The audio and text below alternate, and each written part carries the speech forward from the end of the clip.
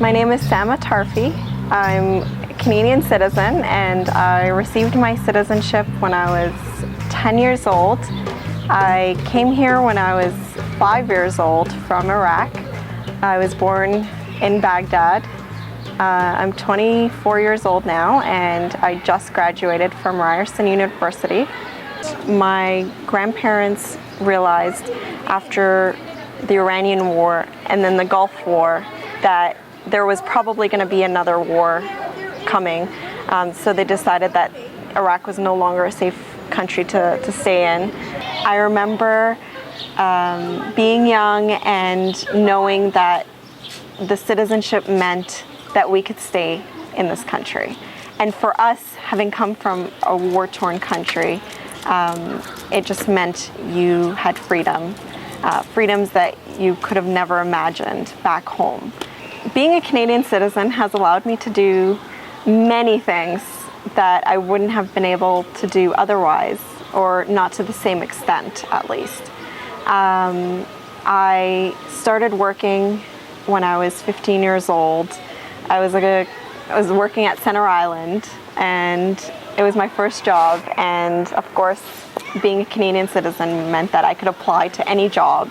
I decided to go into politics and governance at Ryerson University, and the reason why it's such a big deal is because I know that if I had grown up in Iraq, this opportunity would never have come about and I would not have been able or had the chance to study politics, given that Saddam was in power and it was a dictatorship and it was a one-party rule. To be a Canadian citizen means that I am legally entitled to remain in this country. I am entitled to access all the social programs and services that this country offers. I am entitled to vote, and you are not allowed to be deported at this point. I decided to become more involved in my university years. I wanted to take part in something that was a global initiative.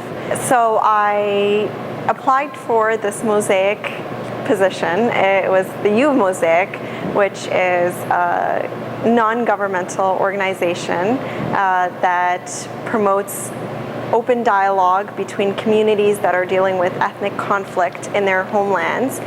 And it was just the perfect opportunity for myself, having come from Iraq. To become a part of it, it meant that I was no longer just a Canadian standing on the sidelines, but I was actually taking part in something that was grander.